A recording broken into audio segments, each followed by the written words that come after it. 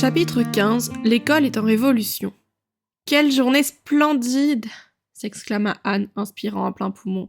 Ne fait-il pas bon d'être en vie, une journée comme celle-ci? Je plains les gens qui ne sont pas encore nés pour en jouir. Ils connaîtront peut-être des belles journées, bien sûr, mais jamais tout à fait pareilles à celle-ci. Et c'est encore plus splendide de pouvoir aller à l'école par un aussi joli chemin, n'est-ce pas? C'est bien plus agréable que de faire le tour par la route. Il y fait si chaud et il y a tellement de poussière, dit Diana, l'esprit toujours plus pratique. Elle jeta un coup d'œil au fond de son panier, calculant mentalement le nombre de bouchées auxquelles chacune des filles avait le droit, si l'on divisait par 10 les 3 tartes aux framboises, juteuses et appétissantes qu'elle apportait. Les petites filles de l'école d'Avonlea mettaient toujours leur repas du midi en commun. Celles qui auraient avalé seules ces 3 tartes aux framboises, ou qui même ne les aurait partagées qu'avec sa meilleure amie, aurait été taxée définitivement de mesquinerie. Pourtant, une fois les tartes divisées en 10, il en restait juste assez à chacune pour lui mettre l'eau à la bouche. Le chemin par lequel Diana et Anne se rendaient à l'école était effectivement fort beau. Pour Anne, rien d'autre, même en activant son imagination, ne valait l'aller et retour de l'école en compagnie de Diana. Faire le détour par la grande route aurait tellement manqué de romantisme. Mais emprunter le chemin des amoureux, puis le lac au sol pleureur, le vallon des violettes, et enfin le sentier des bouleaux, voilà qui était incontestablement romantique. Le chemin des amoureux s'ouvrait un peu plus bas que le verger de Green Gables, et se prolongeait, loin, dans les bois, jusqu'aux limites de la ferme Culbert. C'était par ce chemin que l'on conduisait les vaches vers le pré d'en arrière, et que l'on ramenait le bois à la maison pour l'hiver. Anne l'avait baptisé Chemin des amoureux, avant même la fin de son premier mois à Green Gables. Ce n'est pas que des amoureux viennent s'y promener pour de vrai, avait-elle expliqué à Marilla. Mais nous sommes en train de lire, Diana et moi, un livre absolument magnifique dans lequel il est question d'un chemin des amoureux. Nous aussi nous en voulons un. Et le nom sonne joliment bien, vous ne trouvez pas? Chemin des amoureux. Comme c'est romantique. Il nous est facile d'imaginer, voyez-vous, de vrais amoureux qui s'y promènent. J'aime ce chemin parce qu'on peut y réfléchir à voix haute sans que personne vous traite de folle. Anne, partant seule le matin, descendait donc le chemin des amoureux jusqu'au ruisseau. Là, Diana la rejoignait, et les 2 petites filles montaient l'allée sous les branches des érables qui formaient comme une voûte. Les érables, disait Anne, sont des arbres fort sociaux. Ils frissonnent toujours à votre passage, et ils vous murmurent des choses. Jusqu'à ce qu'elles atteignent un pont rustique. À cet endroit-là, elles quittaient l'allée, traversaient le pré derrière chez Barry, et s'en allaient plus loin que Willowmere. Après Willowmere, venait le vallon des Violettes, une simple petite fossette de verdure à l'ombre des grands bois de Monsieur Andrew Bell. Bien sûr, il n'y a plus de violettes en cette saison, avait précisé Anne à l'intention de Marilla. Mais Diana m'assure qu'il y en a des millions au printemps. Oh, Marilla, pouvez-vous seulement imaginer ça? C'est à vous couper le souffle. J'ai donc baptisé cet endroit le vallon des Violettes. Diana dit qu'elle n'a jamais vu personne qui sache comme moi dénicher le nom qu'il faut pour tous ces endroits. C'est agréable d'être bonne à quelque chose, ne pensez-vous pas? Diana, elle, a donné simplement son nom au sentier des bouleaux. Ce n'est guère original, mais il n'empêche que ce sentier demeure l'un des plus beaux endroits du monde, Marilla. Et en effet, bien d'autres personnes étaient de cet avis. Il s'agissait d'un petit sentier étroit, tout en tour et en contour, serpentant le long d'une assez longue pente, coupant au plus court à travers le bois de Monsieur Bell, dans lesquels la lumière, tamisée par tant d'écrans d'émeraude, devenait aussi pure que le cœur d'un diamant. Le sentier était bordé, sur toute sa longueur, de 2 jeunes bouleaux élancés, aux troncs blancs et aux rameaux souples, de fougères, de dames-donzeurs, de muguets sauvages et de touffes écarlates de baies à pigeons, épaisses et denses, un délicieux parfum d'épices flottait dans l'air, et, de toutes parts, montaient des musiques d'oiseaux et des vents rieurs zigzagant dans les hautes branches. De temps à autre, et à condition de rester silencieux, ce qui n'arrivait à Anne et Diana que tous les 36 du mois, on pouvait voir un lapin traverser la route en bondissant. En bas, dans la vallée, le sentier rejoignait la grande route, et, de là, il n'y avait plus que la butte aux épinettes à gravir pour atteindre l'école. L'école d'Avonlea était un bâtiment blanchi à la chaux, aux avant-toits bas et aux fenêtres larges, dont l'intérieur était meublé de pupitres à l'ancienne, solides et confortables, sur lesquels 3 générations d'écoliers avaient gravé des initiales et autres hiéroglyphes. L'école était située en retrait de la route. Derrière, Il y avait un sombre bois de sapin et un ruisseau dans lequel tous les enfants déposaient leurs bouteilles de lait chaque matin, afin qu'il restât frais et doux jusqu'au repas du midi. Le premier jour de septembre, Marilla avait vu partir Anne pour l'école avec une secrète appréhension. C'était une petite fille si étrange. Comment s'entendrait-elle avec les autres enfants? Et comment diable réussirait-elle à tenir sa langue pendant les heures de classe? Les choses se passèrent mieux, cependant, que Marilla ne le croyait. Ce soir-là, Anne revint à la maison d'excellente humeur. « Je crois que je vais aimer l'école, » déclara-t-elle.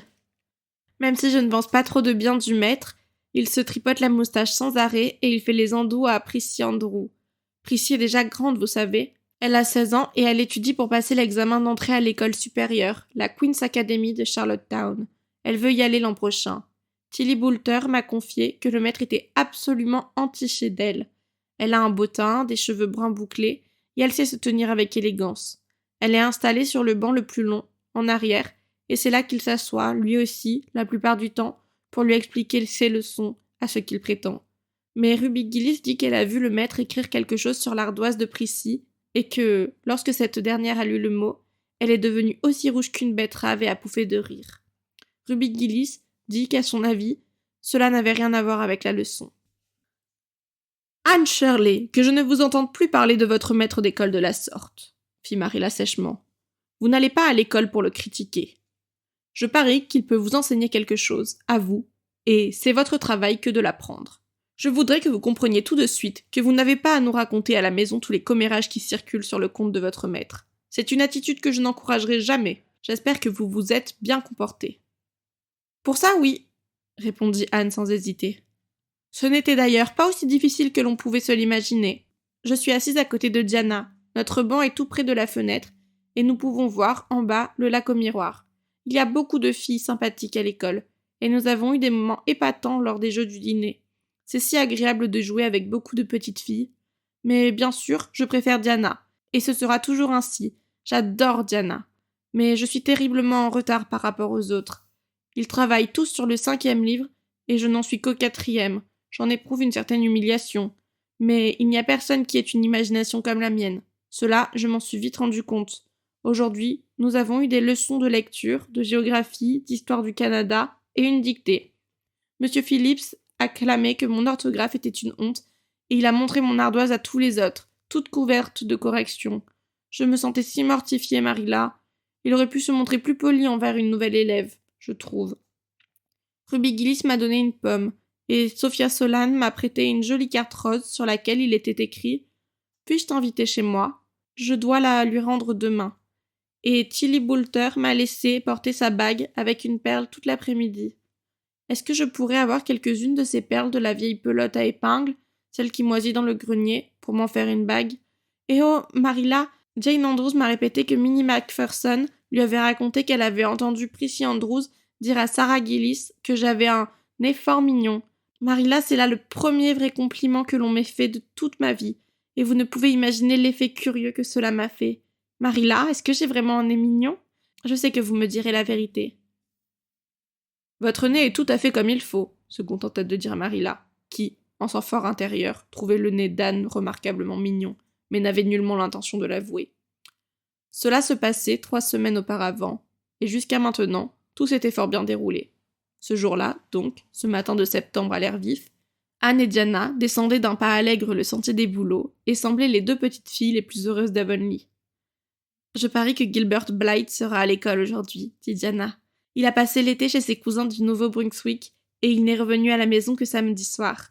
Il est terriblement beau, Anne, et il taquine les filles comme ce n'est pas permis. Il nous rend la vie impossible. » Au ton de Diana, on sentait qu'elle ne détestait pas qu'on lui rende la vie impossible. « Gilbert Blythe ?» demanda Anne. « Est-ce que ce n'est pas lui qui a son nom inscrit sur le mur du porche, avec celui de Julia Bell à côté, et un énorme « Prenez note » juste au-dessus? »« Oui, » répondit Diana en hochant la tête. « Mais je suis persuadée qu'il n'aime pas Julia Bell autant que ça. Je l'ai entendu dire qu'il étudiait les tables de multiplication en lui regardant les taches de rousseur. »« Oh, ne me parle pas de taches de rousseur, » supplia Anne. « Ce n'est pas très délicat, alors que j'en ai autant. Je pense qu'il n'y a rien de plus stupide que d'écrire des remarques de la sorte sur le mur, à propos des filles et des garçons. J'aimerais bien voir ça, que quelqu'un ose afficher mon nom à côté de celui d'un garçon. Bien sûr, il faut dire, s'empressa-t-elle d'ajouter, il y a peu de chances que cela se produise. Tu es bête, dit Diana, dont les yeux noirs et les tresses brillantes troublaient à tel point le cœur des écoliers d'Avonlea que son nom figurait sur plusieurs porches, dans une demi-douzaine d'annonces publiques. Et ne sois jamais trop sûr que ton nom ne sera jamais inscrit nulle part. Charlie Sloane est follement épris de toi. Il a dit à sa mère, te rends-tu compte, que tu étais la fille la plus intelligente de l'école. C'est encore mieux que d'être belle à regarder. Non, je ne suis pas de cet avis, fit Anne féminine jusque dans l'âme. J'aimerais mieux être belle qu'intelligente. Et je déteste Charlie Sloane. Je ne peux même pas supporter un garçon qui roule de gros yeux.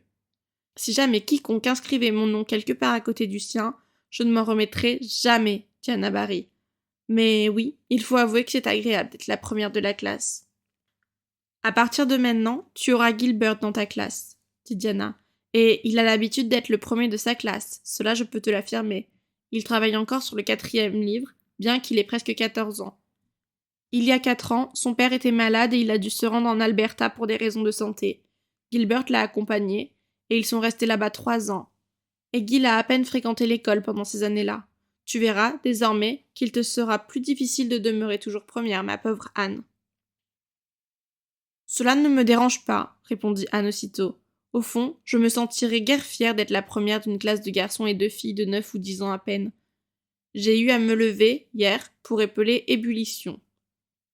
Josie Pye était la première, et devine quoi? Elle a regardé dans son livre. Monsieur Phillips ne l'a pas vue, il contemplait Prissy Andrews.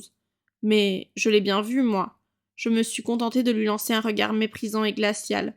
Elle en est devenue rouge comme une pivoine, et après cela, elle a épelé le mot de travers. Ces filles Pye n'arrêtent pas de tricher, fit Diana indignée, alors qu'elle et Anne escaladaient la barrière à la limite de la grande route. Gertie Pye, hier, a glissé sa bouteille de lait à la place de la mienne dans le ruisseau. As-tu déjà vu ça? Depuis, moi, je ne lui parle plus. Lorsque M. Phillips se retrouva au fond de la classe à écouter religieusement le latin de Prissy Andrews, Diana murmura à l'intention d'Anne. C'est Gilbert Blythe qui est assis de l'autre côté de l'allée, en face de toi, Anne. Jette un coup d'œil et dis-moi si tu ne le trouves pas beau. Anne obéit et le regarda. Elle en avait justement l'occasion, car le dit Gilbert Blythe, avec force concentration, était occupé à épingler sur le dossier du banc la longue tresse dorée de Ruby Gillis, assise immédiatement devant lui. C'était un grand gars, aux cheveux bruns bouclés, aux yeux coquins couleur noisette, et à la bouche relevée par un rictus espiègle. À ce moment précis, Ruby Gillis décidait d'apporter au maître d'école le résultat d'une addition. Elle retomba sur son siège avec un petit cri, croyant qu'on lui avait arraché les cheveux. Tout le monde se tourna vers elle, et M. Phillips lui lança un regard si sévère que la pauvre Ruby se mit à pleurer. Gilbert, lui, avait fait disparaître l'épingle, et, le plus naturellement du monde, feignait d'étudier son histoire. Pourtant, lorsque les choses furent calmées, il adressa à Anne un clin d'œil avec une irrésistible drôlerie. « Je pense que ton Gilbert Blythe est beau, en effet, » confia Anne à Diana. « Mais je le trouve aussi très effronté. Ce ne sont pas de bonnes manières que de faire un clin d'œil à une fille qu'on ne connaît pas. » Rien de particulier ne se passa avant l'après-midi. M. Phillips était retourné dans le coin pour expliquer à Prissy Andrews un problème d'algèbre, et les écoliers s'en trouvaient livrés à eux-mêmes. Ils mangeaient des pommes vertes, échangeaient des murmures, dessinaient sur leurs ardoises, et faisaient courir le long de l'allée des attelages de grillons attachés à des fils. Gilbert Blythe, lui, tentait d'attirer l'attention d'Anne, et n'y réussissait guère, car Anne, à ce moment-là, avait complètement oublié non seulement l'existence de Gilbert Blythe et des autres, mais aussi celle de l'école d'Avonlea tout entière. Le menton posé sur les mains, les yeux amarrés à l'extrémité bleue du lac au miroir que l'on pouvait apercevoir par la fenêtre de l'ouest, elle avait gagné un merveilleux pays des merveilles, désormais attentive aux merveilles oniriques de ses seules visions. Gilbert Blythe, lui, n'avait pas l'habitude d'échouer lorsqu'il s'efforçait d'attirer l'attention d'une fille. Elle devait le regarder. Cette Shirley aux cheveux roux, au petit menton pointu, et aux grands yeux qui n'avaient rien de commun avec ceux des autres filles d'Avonlea. Gilbert tendit son bras de l'autre côté de l'allée, empoigna l'une des longues tresses rousses d'Anne, et leva à la hauteur de son épaule, en lançant d'une voix stridente « Poil de carotte! Poil de carotte !» Alors oui, Anne daigna le regarder. Mais de quelle façon? Elle fit plus que le regarder d'ailleurs. Elle fut debout en un instant, toute rêverie évanouie. Elle foudroya Gilbert d'un regard brillant de colère et de larmes. « Détestable méchant garçon !» s'exclama-t-elle d'une voix passionnée. « Comment osez-vous » Et puis paf. Anne assena un grand coup d'ardoise sur la tête de Gilbert, la brisant toute nette, l'ardoise, non la tête, en 2 morceaux. À l'école d'Avonlea, on appréciait fort les scènes. Celle-ci était particulièrement réjouissante. Tout le monde poussa un « Oh !» où se mêlaient l'horreur et la délectation. Anne en resta bouche bée. Ruby Gillis, qui avait des tendances hystériques, se mit à pleurer. Tommy Solohan laissa échapper son équipage de grillons et demeura bouche bée, les yeux rivés sur la scène. Monsieur Phillips descendit l'allée, à grands pas, et posa une main lourde sur l'épaule d'Anne. « Anne Shirley, qu'est-ce que cela signifie » fit-il en colère. Anne n'avait rien à répondre. C'était trop lui demander, à elle, une petite fille distinguée, que de condescendre à raconter à toute l'école qu'on l'avait appelée poil de carotte. Ce fut Gilbert qui, courageusement, expliqua. « C'est ma faute, monsieur Phillips, c'est moi qui l'ai provoqué. » Mais monsieur Phillips ne prêtait aucune attention à Gilbert. « Je n'aime pas voir une de mes élèves s'abandonner ainsi à ses humeurs et faire montre d'un esprit aussi vindicatif, » émit-il d'un ton solennel, comme si le simple fait d'appartenir à sa classe eût dû suffire à extirper les mauvaises passions du cœur de tous ces petits mortels imparfaits. « Anne, vous irez vous mettre debout sur l'estrade en avant, devant le tableau noir, et vous y resterez tout l'après-midi. » Anne eut indéfinitivement préféré une fessée à une telle punition, qui écorchait sa sensibilité déjà passablement éprouvée. Le visage blême, le regard fixe, elle obéit. Monsieur Phillips prit une craie et écrivit sur le tableau au-dessus de sa tête. « Anne Shirley a très mauvais caractère. Anne Shirley doit apprendre à maîtriser son mauvais caractère. » Et puis, il lut ces phrases à voix haute, afin que même les petits, en première année, qui ne savaient pas encore lire, fussent en mesure de comprendre. Anne demeura debout, l'inscription au-dessus de sa tête, tout le reste de l'après-midi. Elle ne pleura pas, elle ne baissa pas la tête. Le feu que la colère avait allumé en elle la soutint dans son humiliation. Les yeux débordant de ressentiment, les joues rouges de feu de passion, elle affronta aussi bien le regard sympathique de Diana que les hochements de tête indignés de Charlie Sloane et les sourires malicieux de Josie Pye. Quant à Gilbert Blythe, elle n'eut pas un regard pour lui. Elle ne jetterait jamais plus les yeux sur lui. Elle ne lui adresserait plus jamais la parole. Puis, ce fut la fin de la classe, et Anne quitta la salle, sa tête rousse, bien droite. Gilbert Blythe tenta de l'intercepter sur le porche. « Je suis vraiment désolé de m'être moqué de vos cheveux, Anne, » murmura-t-il repentant. « Vraiment, ne m'en veuillez plus, allons. » Anne passa, dédaigneuse, sans un regard, sans même laisser paraître qu'elle eût entendu. « Oh, Anne, comment peux-tu » fit Diana, essoufflée, d'une voix où l'admiration le disputait aux reproches, tandis qu'elle descendait la route. Diana savait bien qu'elle n'aurait jamais pu résister aux supplications de Gilbert. « Je ne pardonnerai jamais à Gilbert Blythe, » dit Anne d'un ton ferme. « Et M. Phillips, lui aussi, a orthographié mon nom sans « e ». Je ferai désormais preuve d'une dureté implacable, Diana. » Diana n'avait aucune idée de ce qu'Anne entendait par là, mais elle comprit que cela devait être quelque chose d'horrible. « Tu ne dois pas t'en faire si Gilbert se moque de tes cheveux, » dit-elle en guise de consolation. « Écoute, il se moque de toutes les filles, il rit de mes cheveux parce qu'ils sont noirs. Il m'a surnommé le corbeau, bien des fois, et d'ailleurs, je ne l'ai jamais entendu présenter des excuses à qui que ce soit. » Il y a tout un monde entre le fait d'être surnommé le corbeau et celui de se faire traiter de poil de carotte, répliqua Anne très digne. Gilbert Blythe m'a atrocement offensée, Diana.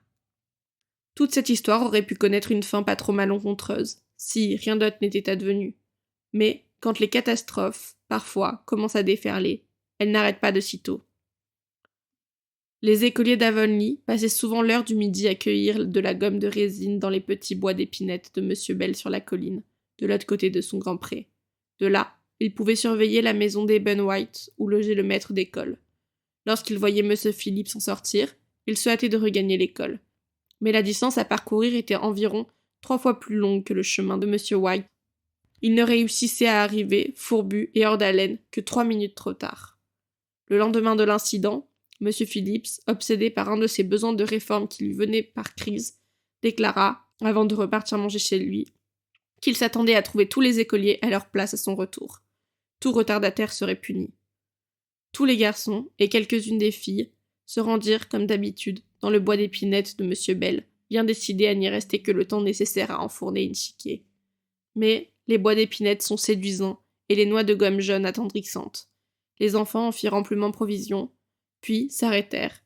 Enfin, ils se perdirent, et comme toujours, la première chose qui les rappela à l'ordre fut la voix de Jimmy Glove, hurlant, du fait d'une épinette plus vieille que Mathusalem. « Le maître arrive !» Les filles, qui étaient en bas, partirent les premières et réussirent à atteindre l'école à temps, mais à peine. Les garçons, eux, qui durent dégringoler des arbres avec force contention, furent en retard. Et Anne, qui n'avait pas ramassé de résine, mais qui s'était promenée, toute heureuse, à l'extrémité du petit bois, plongeait jusqu'à la taille dans les fougères arborescentes et fredonnant une chanson pour elle seule, un diadème de lys blanc dans les cheveux, telle une sorte de divinité sauvage. Anne fut la plus en retard de tous. Anne, il est vrai, avait l'agilité d'une gazelle. Elle courut, donc, réussissant malicieusement à rattraper les garçons, juste sur le pas de la porte, et à se glisser dans la classe avec eux, au moment précis où M. Phillips accrochait son chapeau au porte-manteau. Le zèle réformateur, qui avait saisi M. Phillips, était passé. Il ne voulait pas accabler de punitions une douzaine d'élèves, mais il était cependant nécessaire qu'il fît un exemple, afin de tenir parole, et il chercha donc un bouc émissaire. Il le trouva en la personne d'Anne, qui venait de se laisser tomber sur son siège, hors d'haleine. La couronne de lys, qu'elle avait négligé d'enlever, lui tombait de guinois sur une oreille et lui donnait l'air particulièrement désinvolté et désordonné. « Anne Shirley, puisque vous semblez apprécier grandement la compagnie des garçons, nous allons vous contenter cet après-midi, dit-il sarcastique. Enlevez ces fleurs de vos cheveux et asseyez-vous à côté de Gilbert Blythe. Les autres garçons ricanèrent, tout bas. Diana, que la compassion avait fait faillir, enleva la couronne des cheveux d'Anne et lui étreignit la main. Anne regarda le maître, fixement, comme si elle s'était muée en statue de pierre. « Avez-vous entendu ce que j'ai dit, Anne » insista-t-il d'un ton sévère. « Oui, monsieur, » répondit Anne lentement. « Mais je ne pense pas que vous soyez tout à fait sérieux. »« Je peux vous assurer que je le suis. » Il y avait de nouveau cette nuance sarcastique dans sa voix, que tous les enfants détestaient, et Anne particulièrement, et qui avait le don de vous piquer au vif. « Obéissez tout de suite !» Pendant un court instant, on put croire qu'Anne allait désobéir, et puis, comprenant qu'il n'y avait rien à faire, elle se leva, fièrement, traversa l'allée, s'assit à côté de Gilbert Blythe, et s'abrita le regard dans les bras, sur le pupitre. Ruby Gillis, qui avait eu le temps d'apercevoir son visage avant qu'elle ne se cachât, confia aux autres, au retour d'école, qu'elle n'avait jamais vu quelque chose comme ça. C'était tout blanc et parsemé d'horribles taches de rousse. Pour Anne, c'était la fin de tout. Il était déjà suffisamment pénible d'être la seule à être punie, alors qu'une douzaine d'autres élèves le méritaient aussi. C'était encore pire de se trouver assise à côté d'un garçon, mais que ce garçon-là fût précisément Gilbert Blythe, voilà qui, alliant l'insulte à l'humiliation, confinait à l'intolérable. Anne sentit qu'elle ne pourrait pas le supporter, et qu'il était inutile de prétendre y parvenir. Elle frémissait tout entière de colère et de honte. Les autres écoliers commencèrent à se lancer des regards, à murmurer, à pouffer de rire, à se pousser du coude, mais quand ils constatèrent qu'Anne ne relevait pas la tête, et que Gilbert s'absorbait dans ses fractions avec une totale passion, ils reprirent leurs propres travaux et oublièrent Anne. Lorsque M. Phillips convoqua la classe d'histoire, Anne aurait dû se présenter, mais elle ne bougea pas. M. Phillips, qui avait commencé à écrire quelques vers intitulés « Pour Priscilla » avant d'appeler sa classe, était toujours occupé à chercher une rime qui lui échappait et ne se préoccupa nullement d'Anne. À certains moments, pendant que personne ne les observait, Gilbert prit sur son bureau un petit cœur en sucre rose, affichant en lettres dorées l'inscription « Tu es adorable » et le glissa sous le bras d'Anne. Anne se leva alors, prit délicatement le cœur du bout des doigts, et le laissa tomber par terre, et le réduisit en poudre à coups de talon, avant de reprendre sa position précédente, sans daigner accorder le moindre regard à Gilbert. Lorsque l'heure de la sortie fut arrivée, Anne se rendit à son pupitre, prit avec ostentation tout ce qui s'y trouvait, livres et tablettes pour écrire, plumes et encre, Nouveau Testament et livres d'arithmétique. Elle les empila avec ordre sur son ardoise fendue. « Pourquoi est-ce que tu emmènes tout cela à la maison, Anne » s'enquit Diana, dès qu'elles fussent mis en route. Elle n'avait pas posé la question plus tôt. « Je ne reviendrai plus à l'école. Plus jamais, dit Anne. Diana, bouche bée, considéra Anne, se demandant jusqu'à quel point elle devait la croire. Est-ce que Marilla va accepter que tu restes à la maison demanda-t-elle. Il le faudra bien, fit Anne. Je ne retournerai jamais à l'école aussi longtemps que cet homme y sera. Oh, Anne Diana semblait sur le point de pleurer. C'est méchant de ta part. Que vais-je faire? Monsieur Phillips va m'obliger à m'asseoir à côté de cette horrible Gertie Pye. Je sais qu'il le fera, parce qu'elle est toute seule à son pupitre. Reviens, Anne, je t'en prie. Je pourrais faire presque n'importe quoi pour toi, Diana, dit Anne avec tristesse. Si cela pouvait être utile, j'irais jusqu'à me laisser écarteler. Mais retourner à l'école, je ne puis le faire. Ne me le demande pas, je t'en prie. Tu m'arraches le cœur.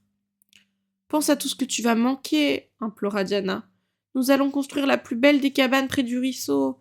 Et la semaine prochaine, nous allons jouer à la balle, ce que tu n'as jamais fait, Anne. C'est terriblement passionnant, tu sais. Et nous allons apprendre une nouvelle chanson. Jane Andrews est en train de le répéter en ce moment même.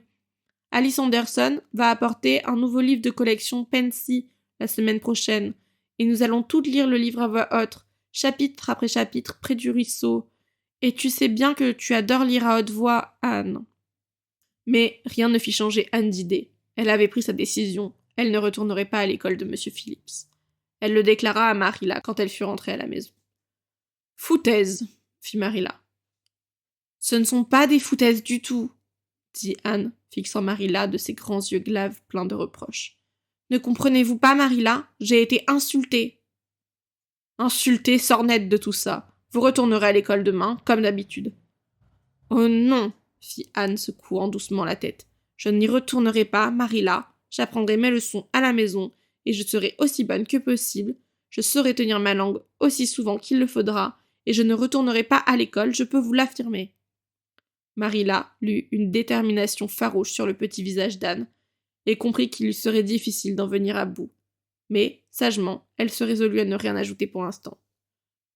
Je descendrai voir Rachel ce soir même à ce propos, réfléchit-elle. Il ne servait à rien de raisonner Anne en ce moment. Elle est encore dans tous ses états, et j'ai le sentiment qu'elle peut être particulièrement obstinée si elle le décide. Pour autant que je puisse me retrouver dans cette histoire, je dirais que M. Phillips est allé un peu trop loin. Mais à quoi bon le dire à Anne? Je vais aller en discuter avec Rachel. 10 de ses enfants sont allés à l'école. Elle en connaît plus que moi sur le sujet. De toute façon, elle aura sûrement appris toute l'histoire entre-temps. Lorsque Marilla arriva chez Rachel, elle la trouva, comme à l'accoutumée, en train de tricoter ses courtes pointes, toujours aussi joviale et affarée. « Je présume que vous savez pourquoi je viens vous voir, » dit Marilla, qui se sentait un peu embarrassée. Madame Rachel fit signe que oui. « C'est à propos de toute l'histoire qu'Anne a provoquée à l'école, je suppose, » dit-elle. Tilly Boulter, en rentrant à la maison, m'en a glissé un mot. « Je ne sais trop que faire d'elle, » dit Marilla. « Elle m'affirme qu'elle ne retournera pas à l'école. Je n'ai jamais vu une enfant aussi secouée. J'appréhendais bien des problèmes, dès l'instant où elle a commencé l'école. Les choses allaient trop bien pour que cela dure.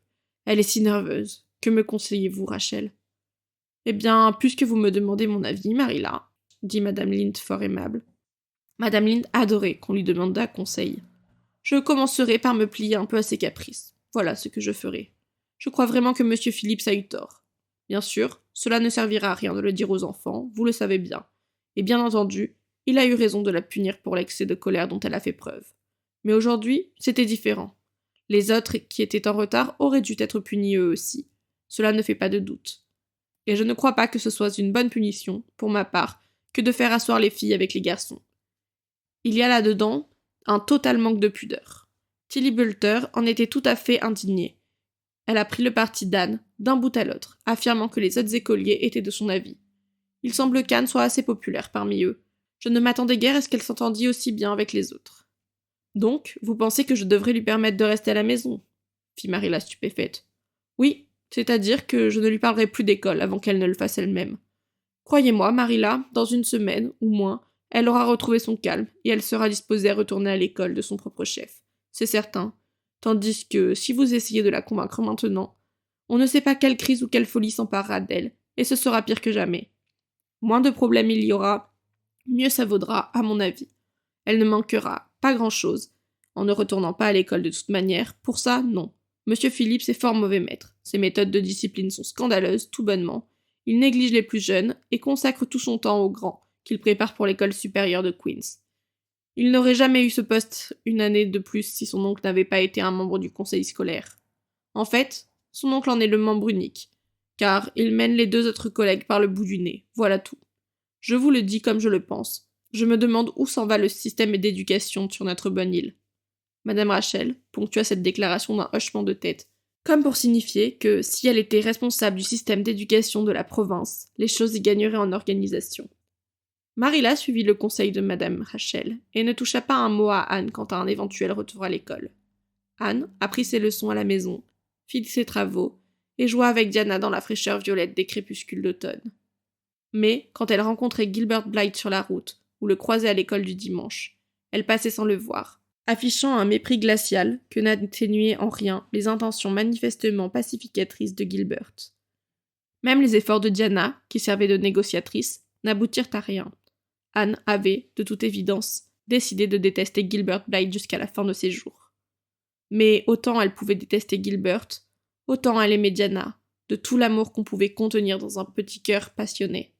Un soir, Marilla, qui revenait du verger avec un panier de pommes, trouva Anne assise, toute seule dans le crépuscule, près de la fenêtre de l'Est, pleurant à chaudes larmes. « Mais qu'est-ce qui se passe encore, Anne ?» demanda-t-elle. « C'est Diana !»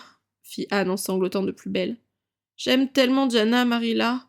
Je ne peux pas vivre sans elle. Mais je sais très bien que, lorsque nous serons grandes, Diana va se marier, elle va partir, elle va m'abandonner. Et alors, oh, que ferais-je? Je déteste son mari, je le déteste de tout mon cœur. J'ai déjà tout imaginé, le mariage et tout le reste. Diana dans des vêtements blancs comme neige, avec un voile aussi belle et aussi majestueuse qu'une vraie reine, et moi, la demoiselle d'honneur, vêtue aussi d'une jolie robe avec des manches bouffantes, mais le cœur brisé malgré mon visage souriant. Et puis, je me vois faisant mes adieux à Diana.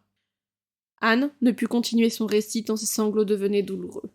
Marilla se tourna vite, pour cacher les convulsions nerveuses qui agitaient ses traits. Mais cela ne servit à rien. Elle s'effondra sur la chaise la plus proche, et éclata d'un fou rire, si joyeux, si inhabituel, que Matthew, qui traversa la cour, s'arrêta, ébahi. Avait-il jamais entendu Marilla rire de si bon cœur? « Eh bien, Anne Shirley, dit Marilla lorsqu'elle eut retrouvé l'usage de la parole, si vous tenez tant à vous inventer des ennuis, inventez-vous-en donc, au moins, de plus actuels. Il n'y a pas à dire. Ce n'est pas l'imagination qui vous manque. »